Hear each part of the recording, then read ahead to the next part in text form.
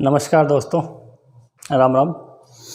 आज एक मोटिवेशनल के रूप में छोटी सी एक कहानी के साथ मैं आपको सुनाता हूँ। वो संबंधित है महाभारत के उस पात्र से जिस पात्र को अपने जीवन काल में केवल उपेक्षा ही मिली। बहादुर जरूर था वो पात्र, लेकिन जो हक मिलना चाहिए था वो नहीं मिल पाया। बात करेंगे महाभारत के उस किरदार दानवीर कर्ण की, जो शूरवीरता में शायद अर्जुन से कम नहीं थे, बराबर की टक्कर लेते थे अर्जुन से। लेकिन अर्जुन की तरफ जो सबसे बड़ा पक्ष था वो ये था कि भगवान श्री कृष्ण उसके साथ में थे। अब जिसके साथ श्री कृष्ण हो तो उसका कोई बाल बाका क्या कर सकता है। दोस्तों, अगर हम अपने जीवन से सीखेंगे ना, तो मैं कह रहा हूँ ये अपना जीवन कम पड़ जाएगा। अपन को किसी के दूसरे के जीवन से भी सीखना चाहिए। कोई व्यक्ति अगर सक्सेस नहीं हुआ तो अपन उसके जीवन से सीख सकते हैं कि इसने कहाँ कहाँ गलतियाँ की।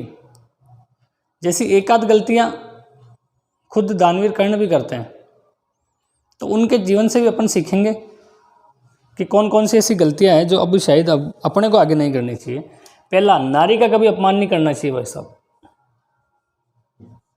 ऐसा कहते हैं कि सभ्यताओं का जो विकास हुआ है ना भाई साहब, वो नारी की कोख से हुआ है।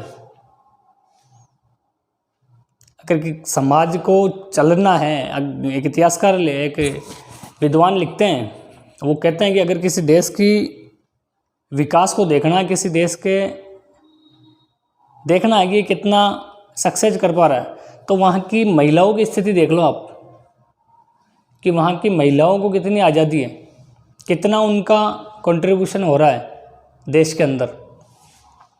नारी का अपमान नहीं करना। दानवीर कर्ण भाई साहब बहादुर थे। इनकी एक ही कमी थी कि इन्होंने दुर्योधन का साथ दिया। महाभारत के जो युद्ध था उसमें दुर्योधन का साथ दिया, और जब द्रौपदी का चीरहरण हो रहा था तो ये चाहते तो उस चीरहरण को रुकवा सकते थे, क्योंकि अगर वहाँ पे दुर्योधन किसी एक आदमी की बात मानता था तो वो केवल दानवीर कर्ण थे। दानवीर कर्ण पे तो वो आंख मीच के भरोसा करते थे। लेकिन दानवीर कर्ण ने वहाँ पे गलती की, नहीं रुकवाया, और वो चीरहरण आगे जाके महाभारत के बड़े विनाशकारी युद्ध का रूप लेता है। दूसरा, विपरीत परिस्थितियों में धैर्य रखना चाहिए भाई साहब। आज जो परिस्थितियाँ बनती है, छोटी सी कोई बात होती है डिप्रेशन में चला गया बंदा। नहीं, ऐसा नहीं होना चाहिए। अपने को परिस्थितियों से जूझना आना चाहिए। जिंदगी भाई साहब एक संघर्ष का नाम ही जिंदगी है। अगर आपके जीवन में संघर्ष नहीं आ रहे, कठिनाई नहीं आ रही, समझ लेना आप गलत डायरेक्शन में हो। आप सही दिशा में हो ही नहीं। मतलब आप या तो कुछ कर नहीं रहे तो कठिनाई आ ही नहीं रही, या बिल्कुल आप निठल्ले होकर बैठे हो, कुछ नहीं कर रहे। विपरीत परिस्थितियां दानवीर कर्ण के जीवन में आती है। सबसे पहले माँ त्याग देती है इनको, माँ कुंती। उसके बाद क्षत्रिय होते हुए भी इन्हें गुरुकुल में शिक्षा नहीं मिलती। जो गुरु द्रोणाचार्य थे वो शिक्षा नहीं देते हैं, कहते हैं कि आप सूत पुत्र हो। इसके अलावा जो इनके पांडव रहते हुए इनको जो साम्राज्य मिल सकता था वो नहीं मिल पाया। इसके अलावा भी छोटे बड़े दरबारों में कई जगह इनको निम्न वर्ग का बता करके अपमान किया गया, भेदभाव किया गया। लेकिन ये उस अपमान से सीख लेते हुए आगे बढ़े। ये नहीं कि उस अपमान से हार मान करके कुछ गलत कदम उठाया।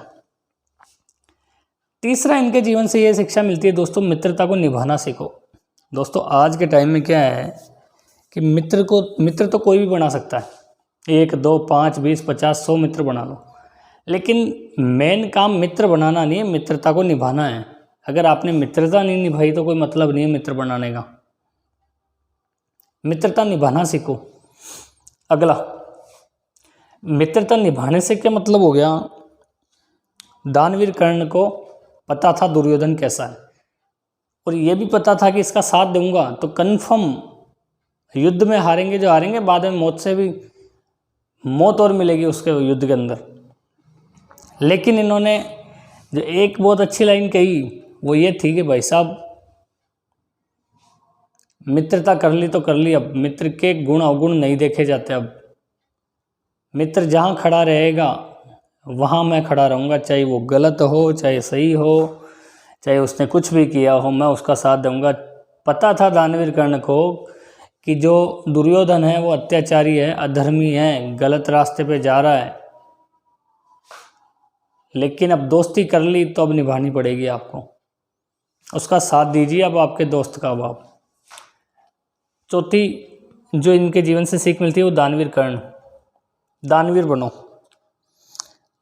बताते हैं कि जब अंतिम समय में दानवीर कर्ण को तीर लग जाता है, बाण लग जाता है, तब श्री कृष्ण कहते हैं अर्जुन को कि अर्जुन तेरे से ज़्यादा दानवीर कर्ण के चर्चे रहेंगे इस आने वाले कलयुग में या आने वाले टाइम में।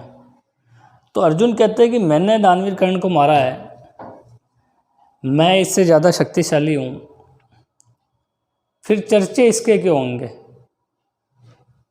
तो श्री कृष्ण कहते हैं कि कर्ण ने अपने जीवन में दानवीर किया कि आप जितना ज़्यादा कमाओ लेकिन थोड़ा बहुत दान भी करो, किसी की मदद भी करो निसहाय की। तो कहते हैं कि दानवीर कर्ण ने ऐसा कौन सा वो काम कर दिया जो आप उतना कह रहे हो। बाकी अपन देखते हैं तो दानवीर कर्ण अपने जीवन काल में जो होता है सब दान दे देते हैं। फिर लास्ट में अर्जुन के कहने पर श्री कृष्ण दानवीर कर्ण के अंतिम समय में उसकी परीक्षा लेने जाते हैं। तो जब दानवीर कर्ण अपनी मृत्युशैया पे पड़े थे, अंतिम सांसें गिन रहे थे, तब श्री कृष्ण ने एक ब्राह्मण का रूप धारण करके उसके पास जाते हैं, दानवीर कर्ण के पास, और कहते हैं कि मुझे कुछ ना कुछ तो दो। अब दानवीर कर्ण कहते हैं कि मैं मृत्युशैया पे पड़ा हूँ, अगले पल का पता नहीं, कभी भी मेरी जान जा सकती है, अब मैं आपको क्या दूँ। नहीं, कुछ ना कुछ तो दो। तो बताते हैं कि दानवीर कर्ण ने अपने एक सोने का दांत उनको दे दिया था। मतलब आदमी खुद जिया लेकिन खुद के लिए नहीं जिया, दूसरों के लिए हमेशा दान करते रहे।